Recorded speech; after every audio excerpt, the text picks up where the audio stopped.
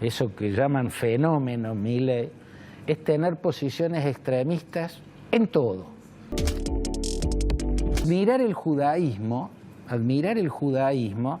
es una cosa, y admirar a los ultraortodoxos es otra. Los ultraortodoxos son una gota en un océano, el judaísmo no es eso.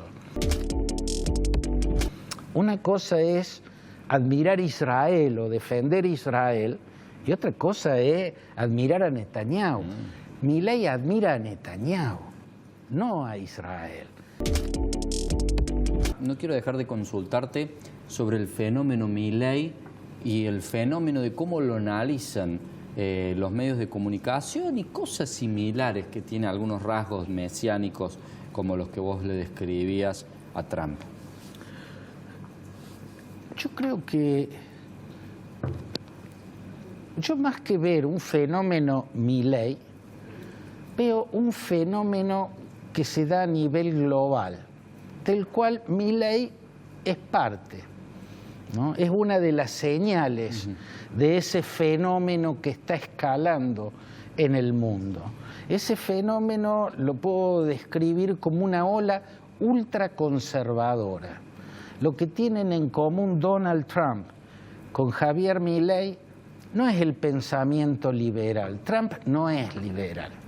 Trump plantea el modelo político ruso, donde un autócrata está por encima de la Duma, el poder legislativo mínimo y el poder judicial mínimo. De hecho, en su primer gobierno fue el primer presidente, Trump, que alteró, desbalanceó la Corte Suprema. La Corte Suprema siempre tenía que estar equilibrada entre liberals y conservatives, ¿no? Los liberals son la izquierda y los conservatives, la derecha, ¿no? Siempre estuvo equilibrada. Ningún presidente alteró esa tradición histórica tan importante para la democracia. Trump la alteró sin ningún problema. Y hoy el Poder Judicial está en sus manos y lo demuestra los pocos juicios que han logrado avanzar en su contra, siendo de hechos que ha visto todo el mundo, o sea, donde la culpabilidad de Trump está a la vista del mundo entero. La gran, ¿no? Absolutamente, ¿no? Sí, sí. Entonces, no está en la democracia liberal, ni siquiera en el liberalismo económico. Si uno ve las políticas arancelarias de Trump, te parece estar viendo al Perón de mediados del siglo XX imponiendo la sustitución de importaciones. ¿No? Para eso es la política arancelaria. Incluso sí, de hecho, presionando a las... obligó a las automotrices norteamericanas a que le paguen el mismo sueldo a los mexicanos. Y hace todo para obligar a todas las multinacionales norteamericanas, menos la de Elon Musk, que no figuran como norteamericanas. Elon Musk tiene intereses en China que son gigantescos.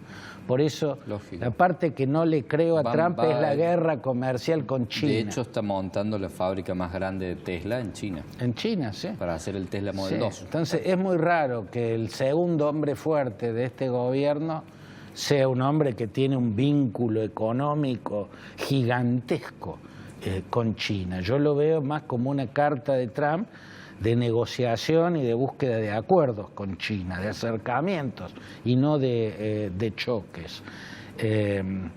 Pero volviendo a tu pregunta, yo creo que Milei tiene de coincidencia el ultraconservadurismo, ¿no? Y la visión extrema de las cosas. Yo creo que el rasgo de Milei, eso que llaman fenómeno Milei, es tener posiciones extremistas en todo, ¿no? O sea, alejado de los grises. Admirar el judaísmo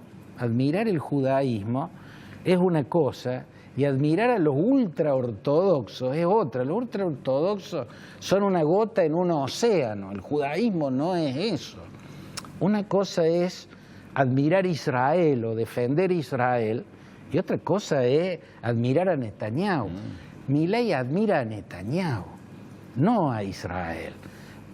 Admirar a Israel es admirar a un país que nació de los kibutzim y de las moshavim, de las aldeas agrícolas de producción comunitaria, eran espacios socialistas, un país que lo creó la izquierda, David Ben Gurión, el Mapai, que luego pasó a llamarse Partido Laborista, ¿no? Y el Meretz, que es el partido de izquierda también.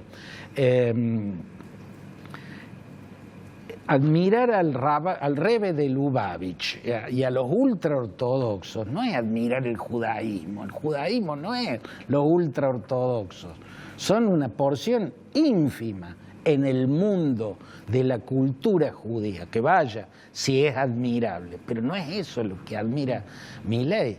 Cuando se expresa respecto en el terreno del catolicismo, por ejemplo, usa terminología lefebriana, ¿no? Decir, por ejemplo, que Francisco era el representante del maligno, eso es terminología lefebriana, eso es Marcel Lefebvre, ¿no? Lo anticonciliar, el tipo que le hizo la guerra al Concilio Vaticano II y pretendiendo regresar a la iglesia de los ritos tridentinos, ¿no? Cuando el Papa, el cura hablaba en latín y daba la misa de espalda a la feligresía.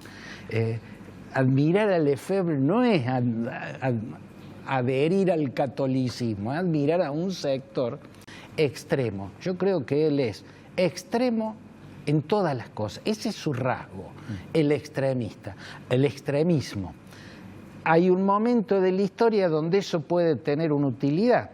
En este país, donde no hay una cultura liberal demócrata, los gobiernos de centro son fácilmente hackeados y obstruidos, ¿no? Entonces, en un momento determinado, después del fracaso espantoso de Alberto Fernández y después del sectarismo kirchnerista, un movimiento muy sectario, muy ideologizado, bueno, el péndulo sale de un polo de exacerbación hiperideologizada y va a otro polo de exacerbación hiperideologizada. Va a ser útil y en algunas cosas va a aportar, pero me preocupa mucho en términos generales lo que significa tener un liderazgo de esa característica.